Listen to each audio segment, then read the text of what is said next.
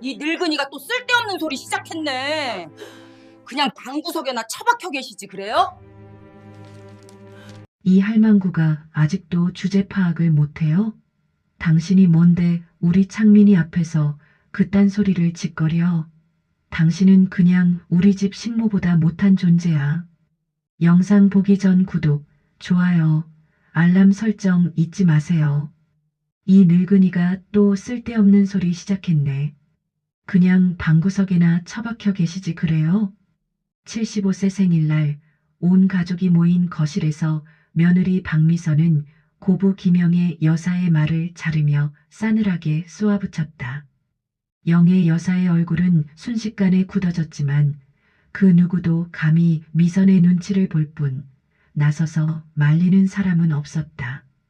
영의 여사는 숨을 고르며 애써 미소 지으려 했지만 미선의 다음 말에 결국 무너지고 말았다. 어머니, 솔직히 저희 남편이 여기까지 온 것도 다 제가 옆에서 얼마나 고생했는데요. 이제 와서 어머니 덕분이라고 하시면 제 노력이 뭐가 되나요?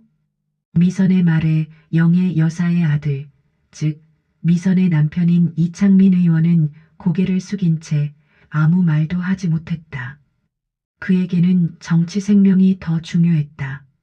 아니, 정확히는 미선의 집안 재력이 그의 정치 생명을 지탱하고 있었다.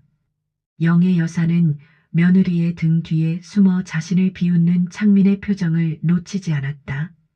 그녀의 가슴에는 숯불이 타오르는 듯했다.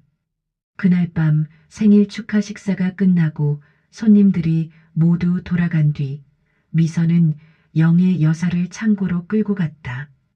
곰팡이 냄새가 진동하는 그곳에서 미선은 영의 여사의 뺨을 사정없이 후려갈겼다. 이 할망구가 아직도 주제 파악을 못해요? 당신이 뭔데 우리 창민이 앞에서 그딴 소리를 짓거려. 당신은 그냥 우리 집 식모보다 못한 존재야. 영의 여사의 뺨에는 순식간에 붉은 손자국이 선명하게 새겨졌다. 그녀는 며느리의 손에 붙들려 비틀거리며 창고 바닥에 주저앉았다. 미선은 차가운 미소를 지으며 영의 여사를 창고에 가두고 문을 잠가버렸다. 어둠 속에서 영의 여사는 차가운 벽에 기대어 흐느꼈다. 75년 인생, 이렇게 비참한 생일은 처음이었다. 하지만 그녀는 울기만 하지 않았다. 눈물 속에서 그녀의 눈은 이글거리는 분노로 빛나고 있었다. 그 순간 그녀의 머릿속에는 지난 세월의 기억들이 주마등처럼 스쳐 지나갔다. 젊은 시절 그녀가 수많은 정치인들을 뒤에서 묵묵히 키워내며 얼마나 많은 희생을 감수했는지, 그들에게 얼마나 많은 도움을 주었는지, 그리고 그들이 지금 어떤 위치에 있는지 그 모든 것이 하나의 거대한 그림처럼 떠올랐다. 그리고 그녀의 손은 주머니 속 낡은 휴대전화를 꽉 움켜쥐었다. 이 전화 한 통이면 이 모든 것을 뒤집을 수 있다는 것을 그녀는 누구보다 잘 알고 있었다. 창고의 어둠 속에서 그녀의 입가에는 비장한 미소가 번졌다. 그 후로도 미선의 영의 여사에 대한 비난은 일상이 되었다. 아침 식사 자리에서 반찬이 조금만 입맛에 맞지 않아도 미선은 영의 여사를 향해 삿대질을 해댔다. 어머니, 이 반찬은 또 왜 이래요?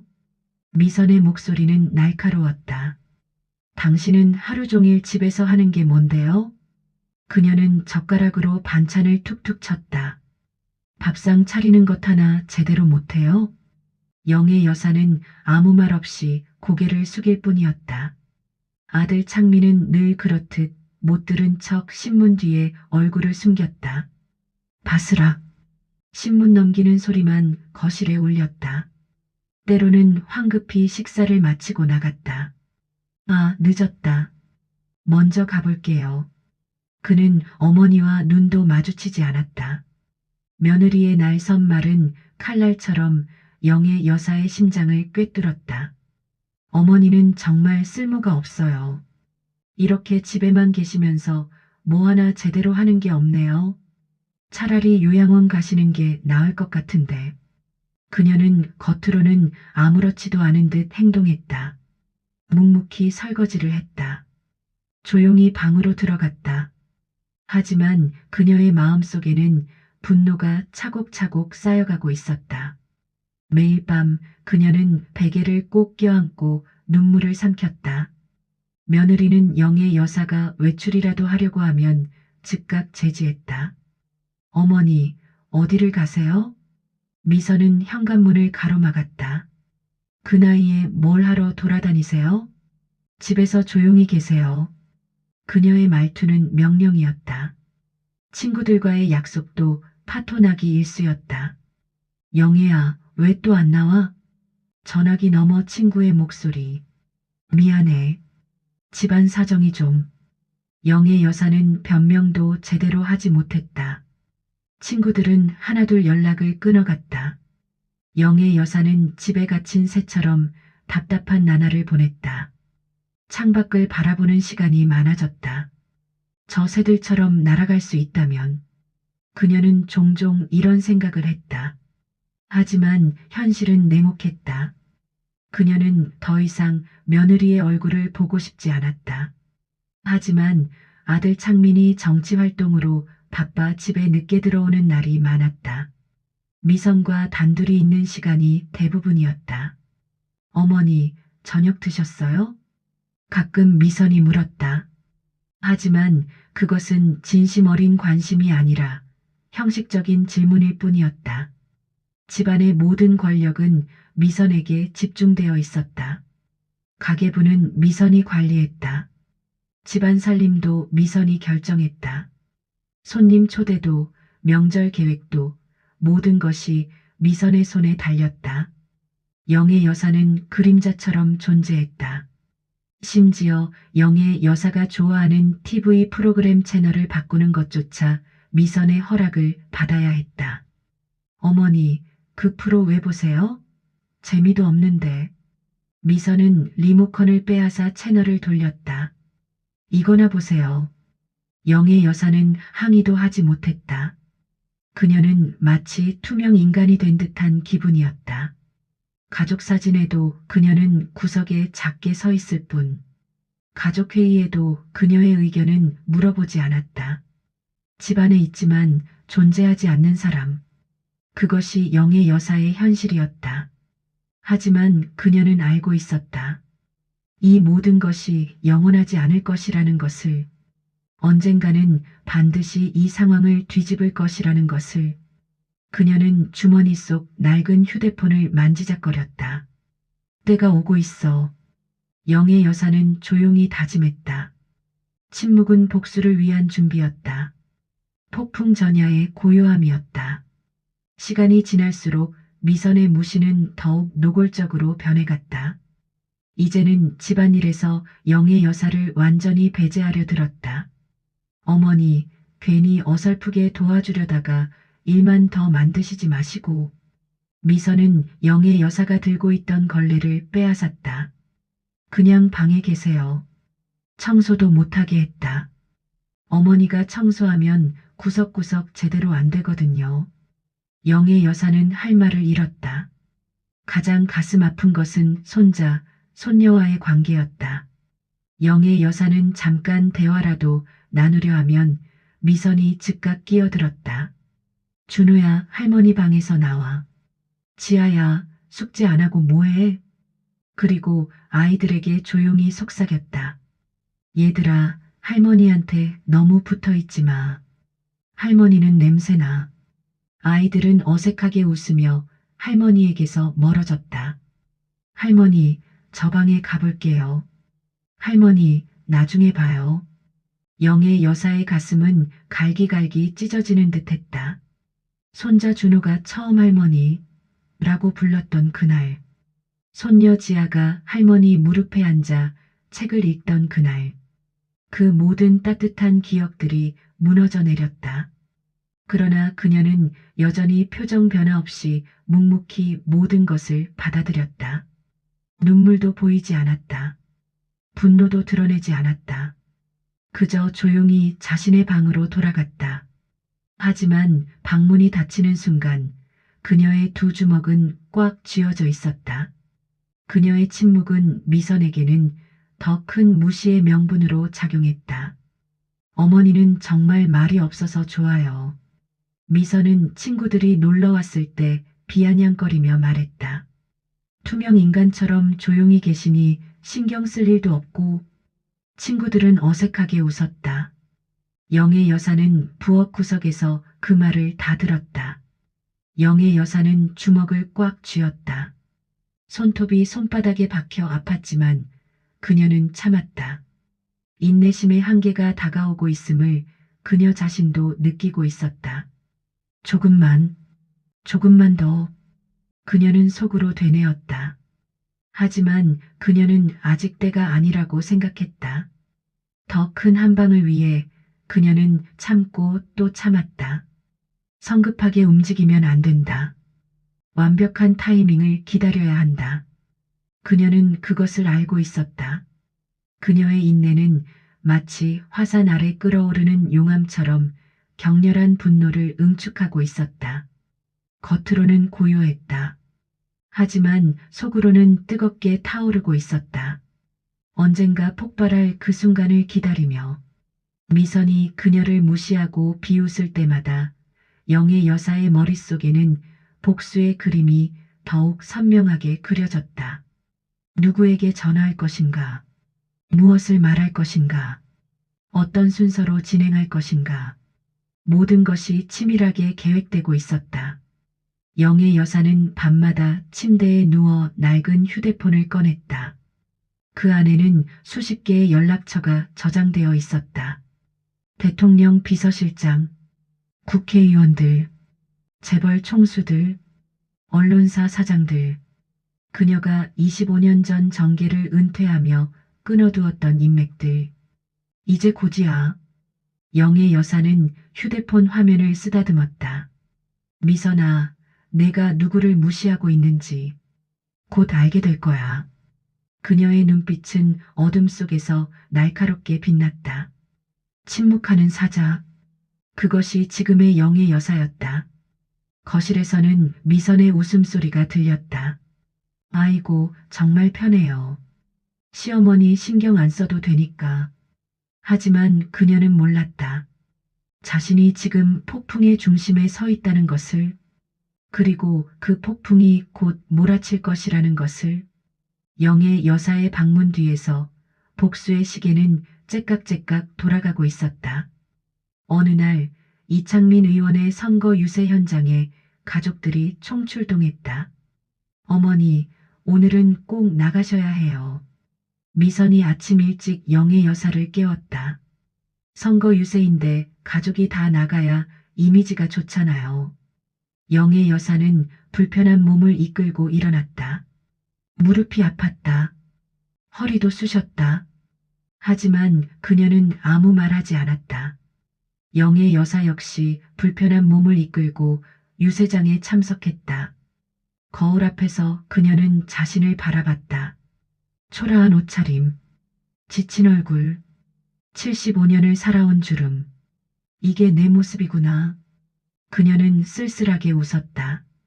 오후 2시 광장은 인파로 가득했다. 이창민. 사람들의 함성이 울려 퍼졌다. 무대 위에서 창민 의원은 열변을 토했다.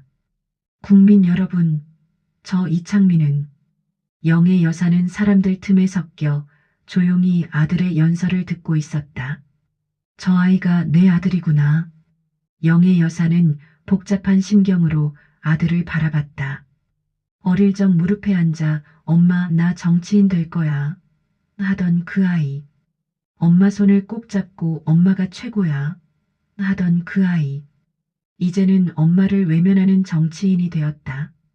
그때 미선이 일부러 영의 여사에게 다가왔다. 사람들 사이를 비집고 들어와 영의 여사의 귀에 대고 속삭였다. 어머니. 미선의 목소리는 차갑고 낮았다. 여기 왜 오셨어요? 영의 여사는 고개를 돌렸다. 미선의 얼굴에는 가짜 미소가 걸려 있었다. 당신이 여기 있는 게 우리 창민이 이미지에 도움이 될 거라고 생각하세요? 미선의 말은 독침이었다. 초라한 옷차림에 늙은 모습. 사람들이 뭐라고 생각하겠어요? 영의 여사는 미선의 말에 심장이 쿵하고 내려앉는 것 같았다. 수많은 인파 속에서 미선은 영의 여사의 팔을 잡아 끌었다. 잠깐만요. 사람들이 쳐다봤지만 미선은 아랑곳하지 않았다. 그녀는 영의 여사를 광장 구석으로 몰아넣었다. 건물 뒤편 사람들 시야에서 벗어난 곳. 제발 좀 조용히 계세요. 미선의 눈빛이 날카로워졌다. 괜히 이상한 말이라도 했다가는. 그녀는 영의 여사의 어깨를 세게 붙잡았다. 창민이 앞길 막는 꼴밖에 안 돼요. 아시겠어요? 영의 여사는 미선의 차가운 눈빛에서 섬뜩함을 느꼈다. 그 눈빛 속에는 순수한 경멸이 담겨 있었다. 아니, 경멸을 넘어선 무언가. 증오에 가까운 감정. 이 여자는 진짜로 나를 없애고 싶어 하는구나. 그 순간 그녀의 머릿속에서 경고등이 울렸다. 더 이상 참을 수 없다는 생각이 강하게 들었다. 더 참으면 정말 위험하다. 이 여자는 선을 넘었다. 완전히 넘어버렸다. 하지만 그녀는 여전히 이성을 잃지 않았다. 25년간 정치판에서 배운 것, 감정을 드러내지 말 것, 완벽한 타이밍을 기다릴 것, 그리고 한 방에 끝낼 것. 오히려 미선의 경멸에 찬 눈빛은 그녀의 복수심에 기름을 부었다. 좋아. 영의 여사는 속으로 생각했다. 내가 원하는 대로 해주지. 하지만 그 대가는 상상도 못할 거야. 영의 여사는 고개를 끄덕이며 조용히 자리를 피했다. 알겠습니다. 그녀의 목소리는 작고 떨렸다. 완벽한 연기였다. 약한 노인의 모습, 순종하는 시어머니의 모습. 미선은 영의 여사가 자신에게 순종한다고 생각하며 만족스러운 미소를 지었다. 그래, 그렇게 하세요. 그녀는 다시 유세장으로 돌아갔다. 카메라 앞에서 환하게 웃으며 창민 의원 옆에 섰다. 완벽한 정치인의 아내. 그러나 그녀는 영의 여사의 눈빛 속에서 폭풍 전야의 고요함을 읽어내지 못했다. 영의 여사의 뒷모습을 보며 미선은 생각했다. 역시 쉽게 다뤄지네. 하지만 그것은 착각이었다. 거대한 착각. 영의 여사는 곧장 근처 카페로 향했다. 발걸음은 느렸지만 결연했다. 어서 오세요. 카페 직원이 인사했다. 아메리카노 한 잔 주세요. 영의 여사는 구석 자리에 앉았다. 손가락이 떨렸다. 75세의 주름진 손. 하지만 그녀는 침착하게 휴대폰을 꺼냈다. 낡은 휴대폰. 5년째 쓰고 있는 구형 모델. 하지만 그 안에는 대한민국을 뒤흔들 수 있는 연락처들이 가득했다. 그녀는 특정 번호를 눌렀다. 대통령 비서실장. 이름 위에 그녀의 손가락이 머물렀다. 25년 전 그녀가 정계에 입문시켰던 젊은 청년. 이제는 대한민국 권력의 핵심이 된 사람. 뚜루루르. 신호음이 울렸다. 한 번, 두 번, 세 번. 영의 여사의 심장이 빠르게 뛰었다. 여보세요? 익숙한 목소리가 들렸다. 영의 여사는 잠시 침묵했다. 25년 만의 연락. 25년 만의 목소리. 접니다. 그녀는 천천히 입을 열었다. 단 한 통의 전화. 이 한 통의 전화가 이 모든 상황을 뒤집을 서막을 알리는 신호탄이 될 것이라는 것을 그녀는 확신했다. 비서실장님, 저 김영애입니다. 전화기 너머에서 놀란 침묵이 흘렀다. 여사님. 그녀의 눈빛은 흔들림 없이 단단했다. 카페 창밖으로 유세장이 보였다. 환호하는 사람들. 손 흔드는 창민과 미선. 네, 저입니다. 오랜만이죠. 영애 여사의 목소리는 차분했다. 한 가지 부탁이 있습니다.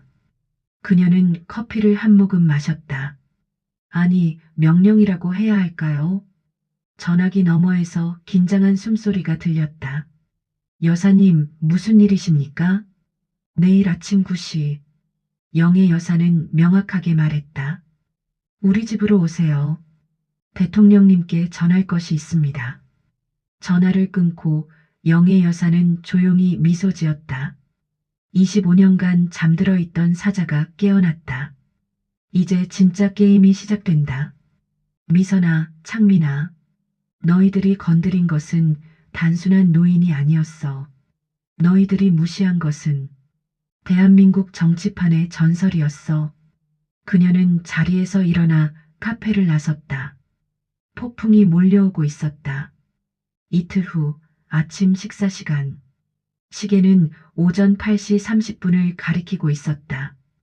영애 여사는 조용히 식탁에 앉아 있었다.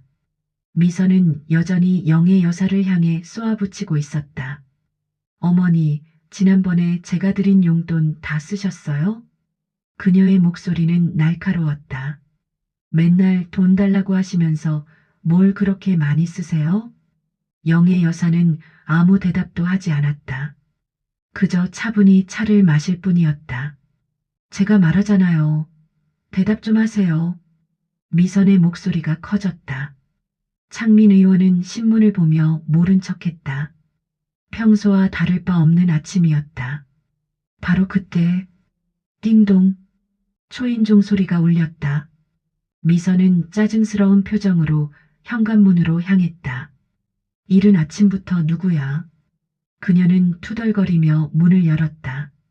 문 밖의 광경에 미선은 얼어붙었다. 고급 승용차 여러 대가 주차되어 있었다. 검은색 제네시스 지구 10세대. 경호원으로 보이는 사람들이 차 주변에 서 있었다. 그리고 현관문 앞에는 정장 차림의 사람들이 정중하게 서 있었다. 누구세요? 미선은 당황해서 물었다. 그들 중 한 명이 미선에게 명함을 건넸다. 흰색 바탕에 금색 글씨. 대통령 비서실. 비서실장 김정훈. 미선의 손이 떨렸다. 대통령 비서실장이라는 직함이 선명하게 박혀 있었다. 미선의 얼굴은 순식간에 하얗게 질렸다. 이게... 그녀는 명함을 쥔 손이 떨렸다. 비서실장은 정중하지만 단호한 목소리로 말했다. 김영애 여사님을 뵙고자 왔습니다. 미선은 당황한 기색을 감추지 못하며 어버버거렸다. 아니 무슨... 영애 여사님이라뇨? 그녀는 뒤를 돌아봤다. 저희 시어머니 말씀이세요? 그렇습니다. 비서실장의 대답은 확고했다. 비서실장은 미선의 말을 무시하고 집 안으로 들어섰다. 잠깐만요. 허락도 없이. 미선이 막으려 했지만 경호원들이 정중하게 그녀를 제지했다. 실례하겠습니다. 그의 뒤를 따라온 수행원들이 집안 곳곳을 둘러보기 시작했다. 비서실장은 거실로 걸어 들어갔다. 창민 의원은 신문을 내려놓고 벌떡 일어섰다. 누구십니까? 그의 목소리도 떨렸다. 그리고 식탁 끝에 조용히 앉아있는 영애 여사를 발견했다. 비서실장은 영애 여사에게 정중히 고개를 숙였다. 90도로 허리를 굽혔다. 여사님. 그의 목소리는 존경으로 가득했다. 그동안 불편하셨던 점은 없으셨습니까? 대통령님께서 여사님을 뵙고 싶어 하십니다. 비서실장은 한 손을 가슴에 얹으며 말했다. 25년 만에 소식을 들으시고 매우 놀라셨습니다. 그동안 어디 계셨는지 편찮으신 곳은 없으신지 대통령님께서 직접 확인하고 싶어 하십니다. 영애 여사는 조용히 미소 지었다. 차를 한 모금 마신 후 천천히 입을 열었다. 정훈이. 그녀는 비서실장의 이름을 불렀다. 25년 전 그 젊은 청년이 이제 비서실장이 됐구나. 그제야 미선은 뭔가 심상치 않은 일이 벌어지고 있음을 깨달았다. 그녀의 눈동자는 불안하게 흔들렸다. 어머니가 대통령 비서실장을 알아? 아니, 이게 무슨... 그녀는 말을 잇지 못했다.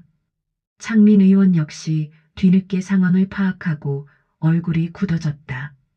정치인으로서의 본능이 경고했다. 뭔가 잘못됐어. 심각하게 잘못됐어. 그는 어머니를 쳐다봤다. 하지만 영애 여사는 평소와 다른 모습이었다. 더 이상 움츠러든 노인이 아니었다. 당당했다. 위험이 있었다. 마치 다른 사람 같았다. 어머니, 창민이 조심스럽게 불렀다. 하지만 영애 여사는 그를 쳐다보지도 않았다. 그들은 영애 여사의 진짜 존재를 전혀 알지 못했다. 25년 전 정계를 주무르던 킹메이커, 수많은 정치인을 키워낸 거물, 대통령의 은인, 그 모든 것을 그들은 몰랐다. 영애 여사는 천천히 자리에서 일어났다. 비서실장이 그녀를 부축하려 했지만 그녀는 손을 저었다. 괜찮아요. 그녀는 혼자 힘으로 일어섰다. 그리고 비서실장을 향해 말했다. 그럼요, 아무런 불편함도 없었죠.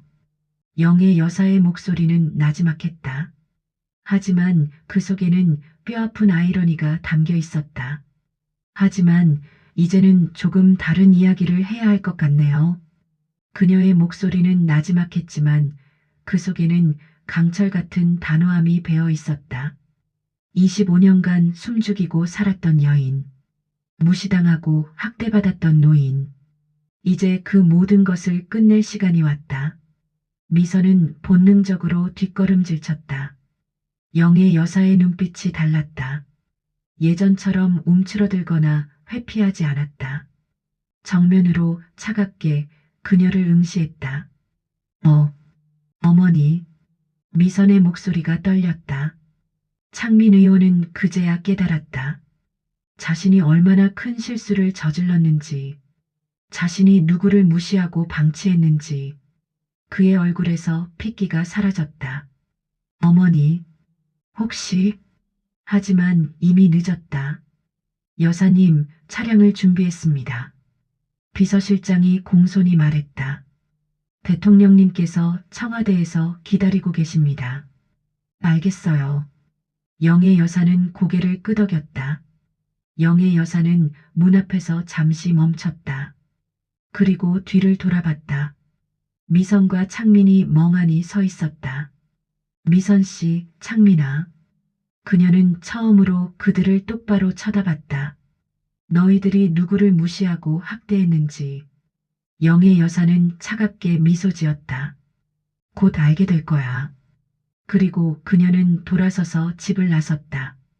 비서실장과 수행원들이 그녀를 에스코트했다. 거실에는 미선과 창민만 남았다. 정적이 흘렀다. 그들은 서로를 쳐다봤다. 이게 무슨 일이야? 미선이 떨리는 목소리로 물었다. 하지만 창민도 답을 알지 못했다. 창밖으로 검은 차량들이 출발하는 모습이 보였다. 이웃들이 창문으로 구경하고 있었다. 저게 뭐야? 대통령 비서실 차량 아니야? 뭔 일이래? 소문은 이미 퍼지기 시작했다. 그리고 진짜 폭풍은 이제부터였다. 영애 여사의 복수가 시작되었다. 비서실장은 영애 여사를 정중하게 모시고 차에 태웠다. 여사님, 이쪽으로 오시죠. 비서실장이 차문을 열었다. 고급 가죽 시트가 보였다. 영애 여사는 천천히 차에 올랐다. 25년 만에 타보는 이런 차량. 예전에는 익숙했던 풍경. 당황한 미선과 창민은 뒤늦게 따라 나섰다. 어머니. 창민이 소리쳤다. 잠깐만요. 어디 가시는 거예요? 미선도 뛰어나왔다. 하지만 이미 다른 차들이 주변을 둘러싸고 있었다. 경호원들이 정중하지만 단호하게 그들을 막았다. 죄송합니다. 들어가실 수 없습니다. 뭐라고요? 저 우리 어머니인데요. 창민이 항의했다. 여사님의 허락이 있어야 합니다. 경호원의 목소리는 냉정했다. 영애 여사는 창문 너머로 그들을 바라봤다. 당황하고 두려워하고 절규하는 모습. 그녀는 아무 말 없이 창문을 올렸다. 출발하시죠. 비서실장에게 말했다. 차량이 움직이기 시작했다. 도로는 한산했다. 경찰 오토바이가 앞뒤를 호위했다. 여사님, 편찮으신 데는 없으십니까? 비서실장이 조심스럽게 물었다. 괜찮아요, 정훈아. 영애 여사는 그의 이름을 불렀다. 25년 전 그 청년이 이렇게 컸구나. 여사님 덕분입니다. 비서실장의 목소리가 떨렸다. 제가 정치에 입문할 수 있었던 것도, 여기까지 올 수 있었던 것도 모두 여사님 덕분입니다. 영애 여사는 조용히 고개를 끄덕였다. 30분 후 청와대 영빈관. 웅장한 로비에 도착한 영애 여사는 익숙한 듯 고개를 끄덕였다. 변한 게 하나도 없네요. 그녀는 주위를 둘러봤다. 25년 전 수없이 왔던 이곳. 정치인들을 만나고 조언하고 때로는 질책했던 이곳. 복도 저편에서 대통령이 걸어왔다. 수행원들을 뒤로하고 혼자 빠르게 걸어왔다.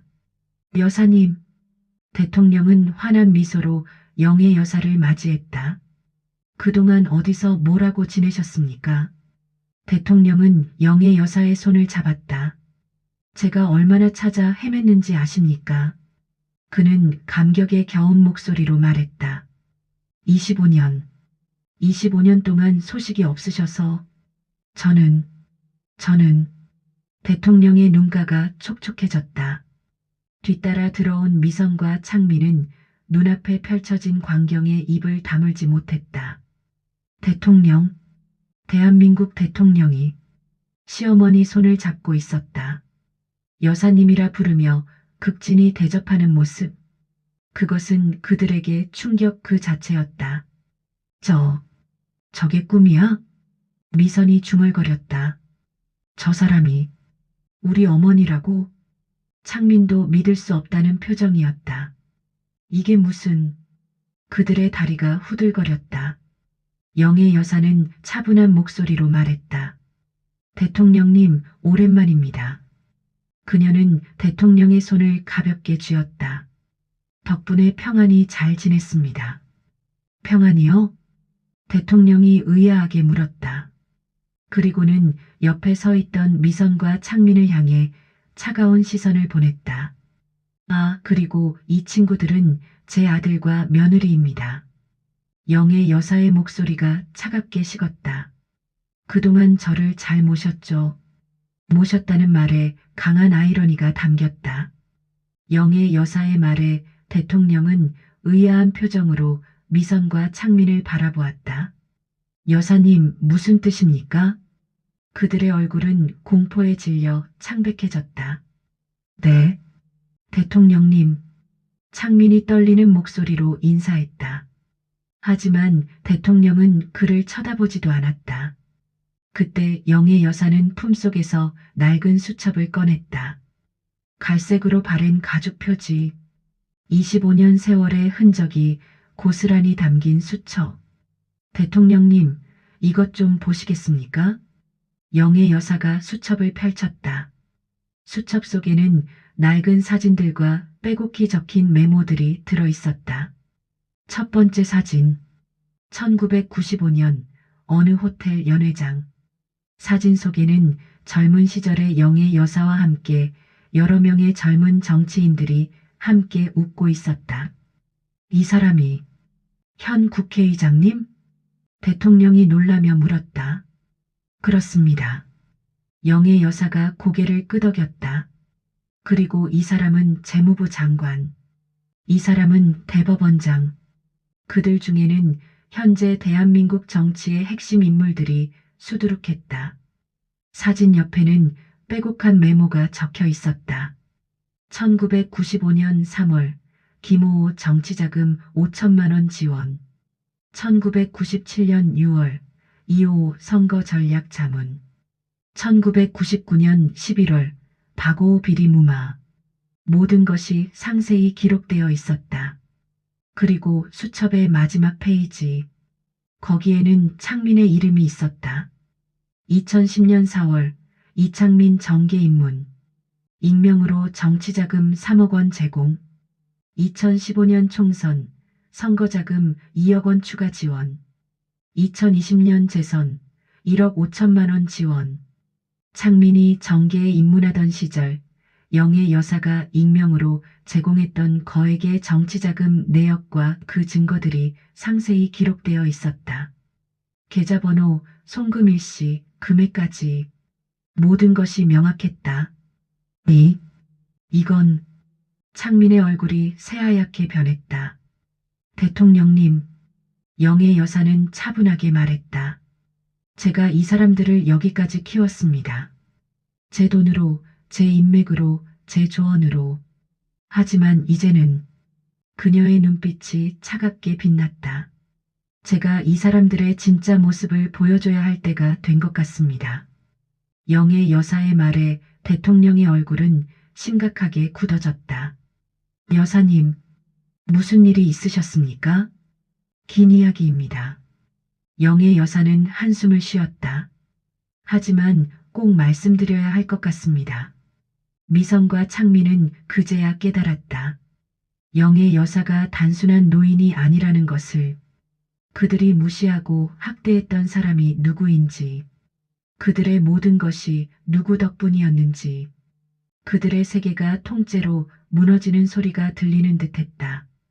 와르르르. 권력, 명예, 지위. 모든 것이 한순간에 무너져 내렸다.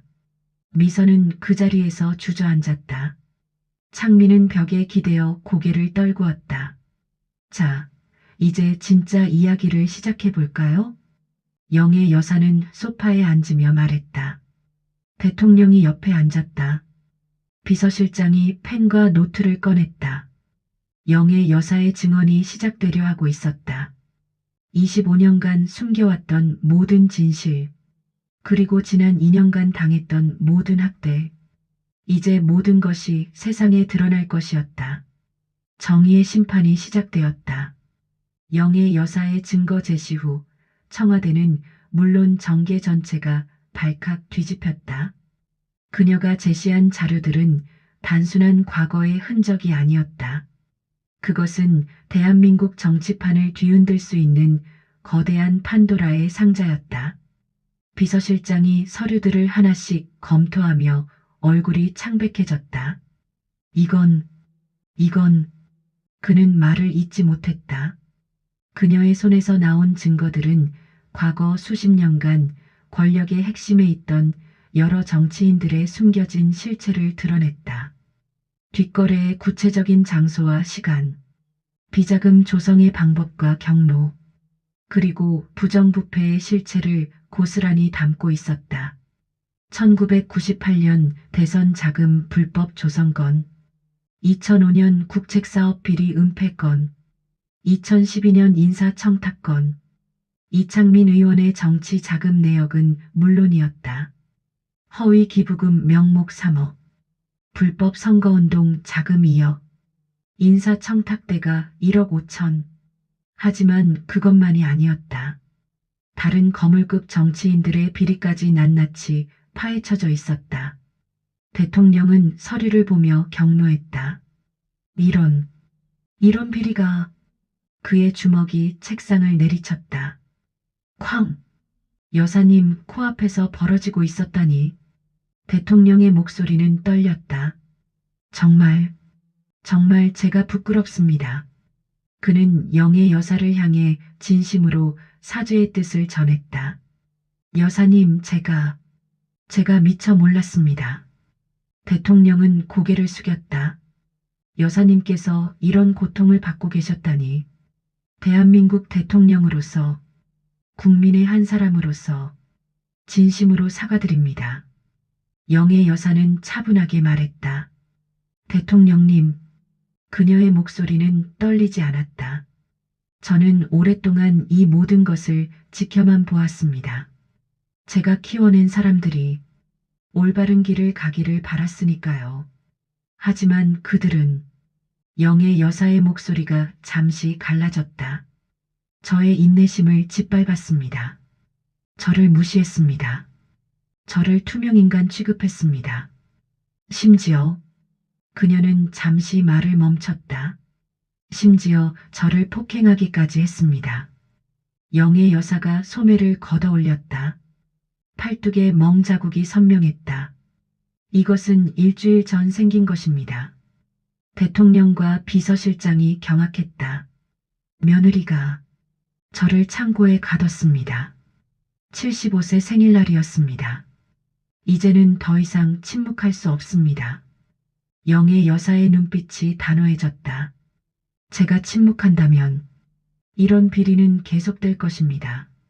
제가 참는다면 더 많은 약자들이 고통받을 것입니다. 그녀의 목소리에는 확신이 담겨 있었다. 그녀의 눈에는 뜨거운 눈물이 고였다. 하지만 그 눈물 속에는 타오르는 분노가 숨겨져 있었다. 단순한 슬픔이 아니었다. 정의를 향한 분노, 약자를 향한 폭력에 대한 분노, 부패한 권력에 대한 분노. 미선과 창민은 이 모든 상황을 믿을 수 없다는 듯 넋을 잃고 서 있었다. 그들의 눈앞에는 이미 자신들의 몰락이 선명하게 그려지고 있었다. 이제 끝이야. 창민이 중얼거렸다. 우리 끝났어. 미선은 바닥에 주저앉았다. 여사님. 미선은 흐느끼며 영의 여사에게 기어갔다. 제발 용서해 주세요. 제가 잘못했습니다. 정말 잘못했어요. 그녀는 영의 여사의 치마를 붙잡았다. 영의 여사는 차갑게 등을 돌렸다. 늦었습니다. 그녀의 목소리는 얼음장 같았다. 당신들이 나에게 했던 짓은 용서받을 수 없는 죄입니다. 제가 용서한다 해도 법은 용서하지 않을 겁니다. 영의 여사의 말 한마디 한마디는 미선과 창민의 심장을 후벼 파는 비수와 같았다. 당신들은 75세 노인을 창고에 가뒀습니다. 폭행했습니다. 굶겼습니다. 인간 이하로 취급했습니다. 그런 당신들을 어떻게 용서하란 말입니까? 그녀의 분노는 단순한 개인적인 감정이 아니었다. 그것은 지난 수십 년간 무시당하고 억압받았던 약자의 울분이었다. 노인학대, 가정폭력, 권력남용, 모든 부조리에 대한 저항이었다. 그것은 정의가 훼손된 것에 대한 준엄한 심판의 외침이었다. 대한민국은 법치국가입니다. 영의 여사는 선언했다. 권력이 있다고, 돈이 있다고, 약자를 짓밟아도 되는 나라가 아닙니다. 오늘 저는 그것을 증명하겠습니다. 정계는 혼란에 빠졌다. 청와대에서 긴급회의가 소집됐다. 김영의 여사의 증언이 사실이라면 정계 전체가 뒤집힐 겁니다. 당장 수사에 착수해야 합니다. 각 당 대표들이 긴급 성명을 발표했다. 언론은 영의 여사의 폭로로 인해 연일 뜨겁게 달아올랐다. 전설의 정치 킹메이커 25년 만에 등장. 75세 할머니, 부패 정치인 일망타진. 창고 감금당한 여사 알고 보니 정계 거물. 노인 학대 정치 개혁으로 이어지나. 국민들은 충격과 함께 영의 여사의 용기 있는 행동에 박수를 보냈다. SNS는 폭발했다. 영의 여사님 존경합니다. 이게 진짜 정의다. 75세에 이런 용기라니. 노인 학대 절대 용서 못해. 부패 정치인 다 잡아라. 그녀의 분노는 이제 개인적인 복수를 넘어섰다. 사회 전반에 걸친 개혁의 불꽃으로 타오르기 시작했다. 노인복지법 개정하자. 가정폭력 처벌 강화하자. 정치 비리 뿌리 뽑자. 국민들의 목소리가 커졌다. 청와대 영빈관. 영의 여사는 창밖을 바라봤다. 서울 시내가 한눈에 보였다. 드디어. 그녀는 조용히 중얼거렸다. 드디어 시작됐어. 25년간 숨죽였던 정의. 75년을 살아온 한 여인의 분노. 그것이 이제 대한민국을 바꾸기 시작했다. 영의 여사의 눈에서 눈물이 흘러내렸다. 하지만 이번에는 고통의 눈물이 아니었다. 승리의 눈물이었다. 정의의 눈물이었다. 그리고 새로운 시작의 눈물이었다. 불꽃은 이제 막 타오르기 시작했다. 그리고 그 불꽃은 부패한 정치판 전체를 태워버릴 것이었다.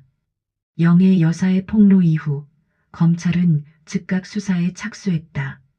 그녀가 제시한 증거들은 너무나 명확하고 구체적이어서 누구도 반박할 수 없었다.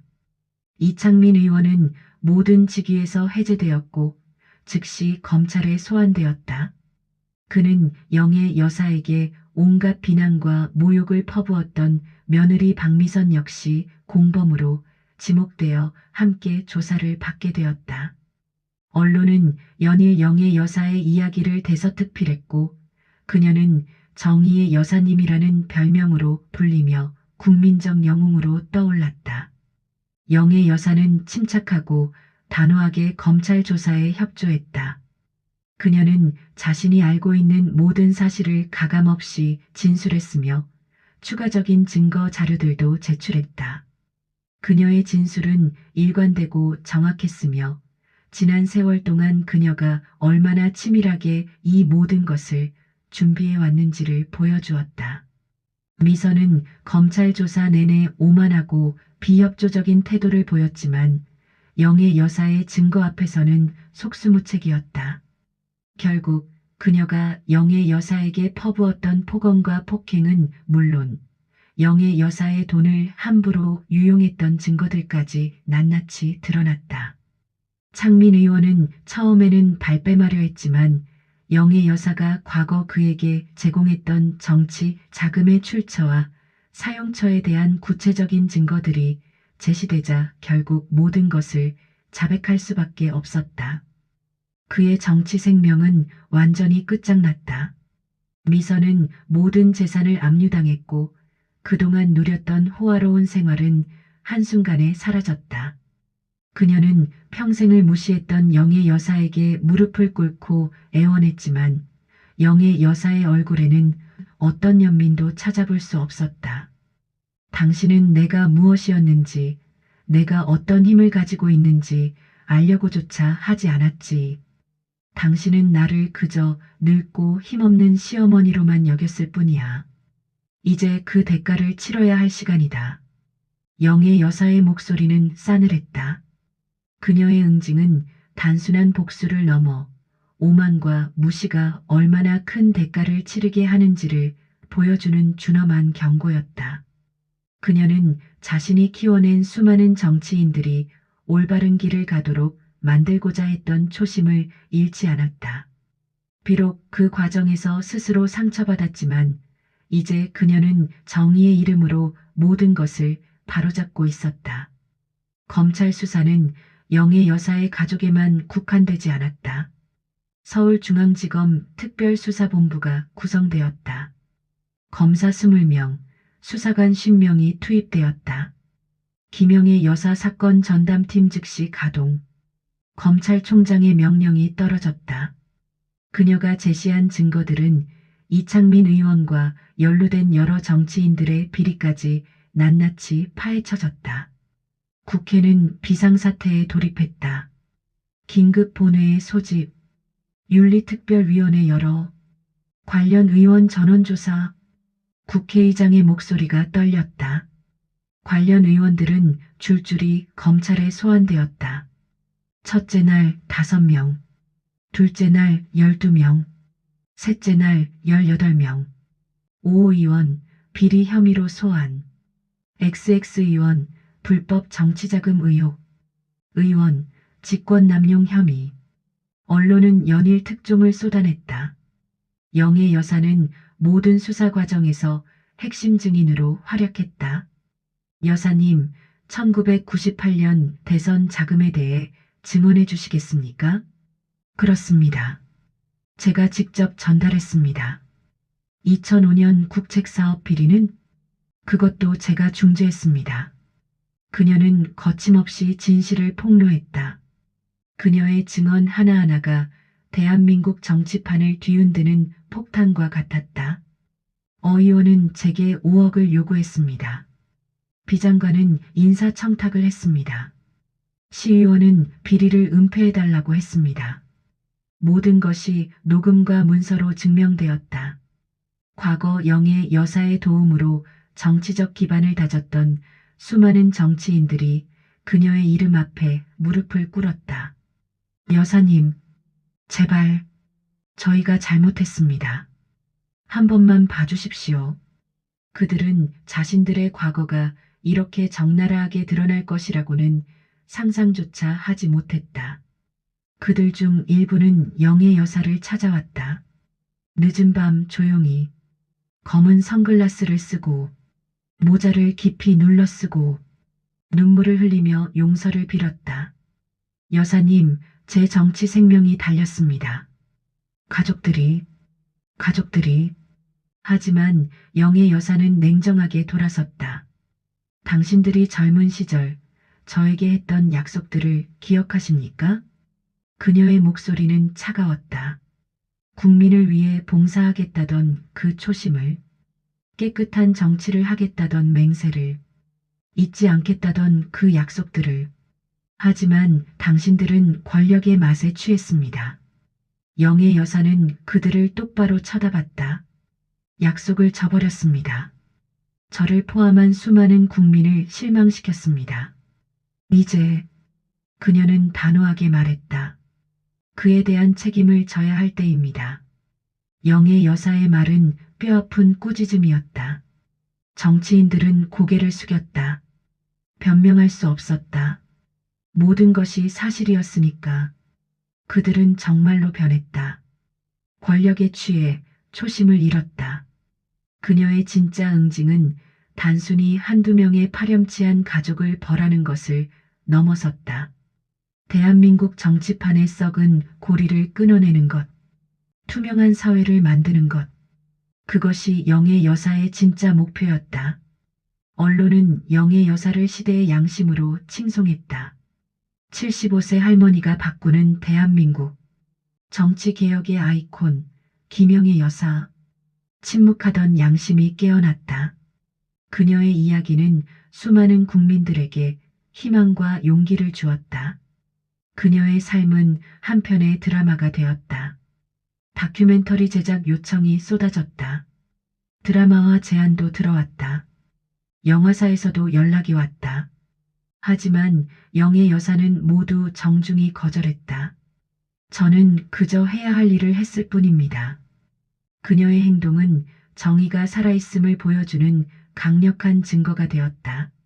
늦어도 정의는 온다. 약자도 이길 수 있다. 진실은 반드시 밝혀진다. 국민들은 희망을 얻었다. 미선과 창민은 모든 것을 잃고 나락으로 떨어졌다. 재산 압류, 명예 실추, 사회적 매장. 그들은 사회적으로 매장되었을 뿐만 아니라 법적인 처벌까지 피할 수 없게 되었다.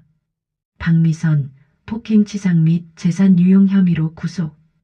이창민, 정치자금법 위반 및 직권남용 혐의로 구속. 판사는 영장을 발부했다. 증거인멸 우려 있음, 도주 우려 있음, 구속적부 인정함. 그들의 화려했던 삶은 이제 차디찬 감옥에서 비참하게 막을 내리게 되었다. 수감번호 2024-1523 박미선. 수감번호 2024-1524 이창민. 교도관의 목소리가 메아리쳤다. 감옥문이 쾅 하고 닫혔다. 영애 여사는 조용히 이 모든 과정을 지켜보았다. 법정의 증인으로 출석했다. 검찰 조사에 협조했다. 하지만 감정을 드러내지 않았다. 그녀의 얼굴에는 더 이상 분노나 슬픔이 아닌 깊은 평온함이 감돌았다. 복수를 완수한 사람의 얼굴이 아니었다. 의무를 다한 사람의 얼굴이었다. 정의를 실현한 사람의 얼굴이었다. 그녀는 자신이 해야 할 일을 해냈다는 만족감을 느꼈다. 25년간 숨겨왔던 진실을 밝혔다. 부패한 정치인들을 심판했다. 사회의 경종을 울렸다.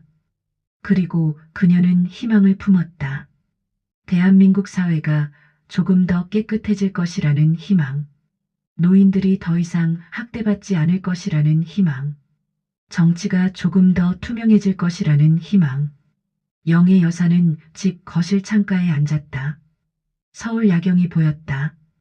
불빛들이 반짝였다. 이제 평화롭구나. 그녀는 조용히 미소 지었다. 75년을 살아온 그녀.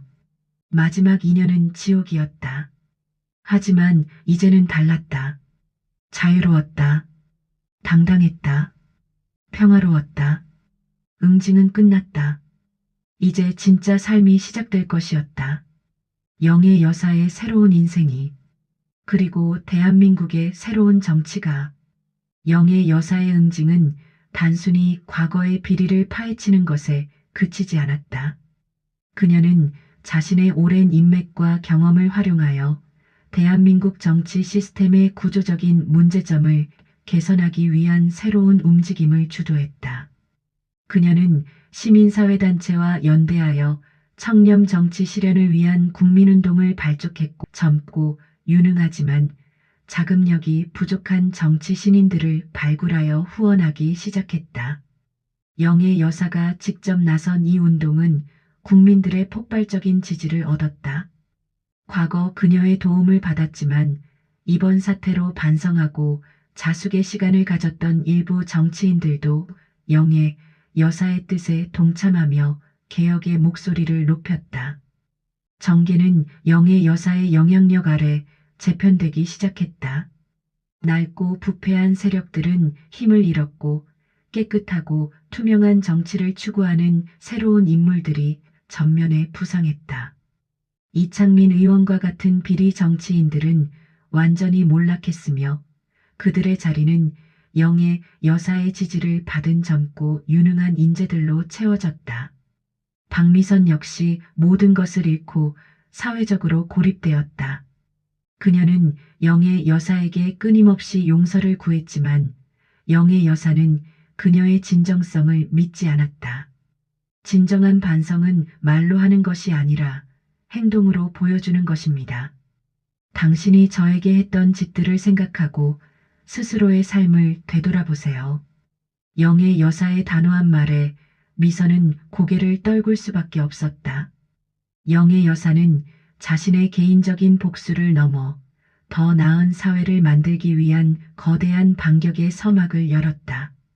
그녀의 노년은 절망과 비참함으로 끝날 줄 알았지만 오히려 그녀는 자신의 마지막 불꽃을 태워 세상을 뒤바꾸는 위대한 업적을 이루어냈다. 그녀의 이야기는 수많은 사람들에게 늦었다고 생각할 때가 가장 빠르다는 진리를 깨닫게 해주었다. 모든 비리가 청산되고 새로운 정치의 바람이 불어오자 영의 여사는 모든 공적인 자리에서 물러나겠다는 결단을 내렸다. 그녀는 더 이상 언론의 주목을 받거나 권력의 중심에 서고 싶지 않았다. 저는 제가 해야 할 일을 다 했습니다. 이제 이 나이에 평온하게 여생을 보내고 싶습니다. 남은 삶은 저를 위해 살고 싶어요. 그녀의 말에 많은 사람들이 아쉬워했지만 그녀의 결정을 존중했다.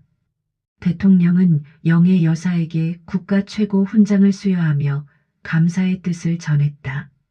영의 여사는 수십 년간 묵묵히 사회를 지탱하며 키워냈던 사람들에게 마지막 메시지를 남겼다. 권력은 국민에게서 나옵니다.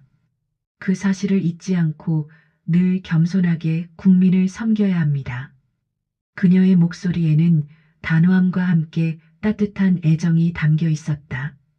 영의 여사는 자신의 모든 것을 정리하고 작은 시골 마을로 내려가 조용한 삶을 시작했다. 그녀는 이제 더 이상 복수나 응징의 그림자에 갇혀 있지 않았다. 그녀의 얼굴에는 진정한 자유와 평화가 깃들어 있었다.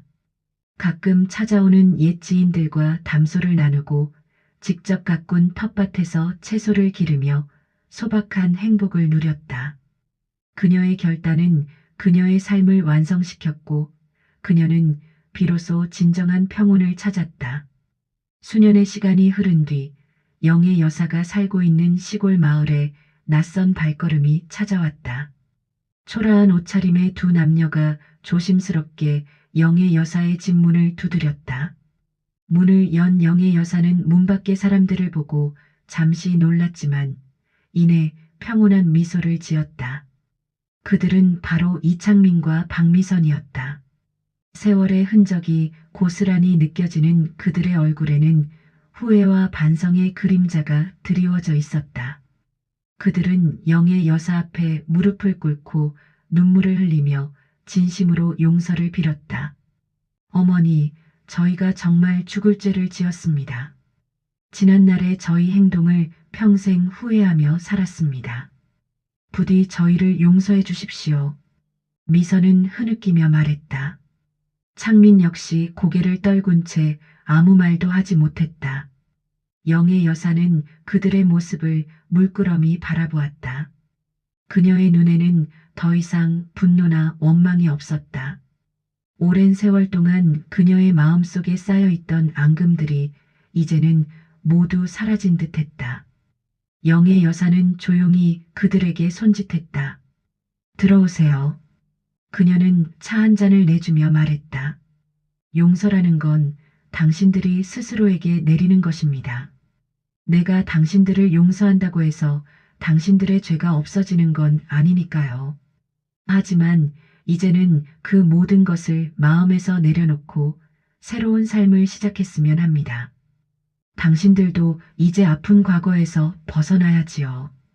영의 여사의 따뜻한 말에 창민과 미선은 더욱 뜨거운 눈물을 흘렸다. 그들은 영의 여사의 용서가 자신들에게 얼마나 큰 의미인지 깨달았다. 그녀의 용서는 단순히 과거를 덮는 것이 아니라 새로운 시작을 위한 기회를 제공하는 것이었다. 그들은 영의 여사의 집을 나서며 이전과는 다른 삶을 살 것을 다짐했다. 영의 여사는 이제 완전히 과거의 그림자에서 벗어나 진정한 평화 속에서 살게 되었다. 그녀의 마음 속에는 더 이상 미움이나 원한이 없었다. 모든 것을 내려놓고 용서함으로써 그녀는 진정한 자유를 얻었다.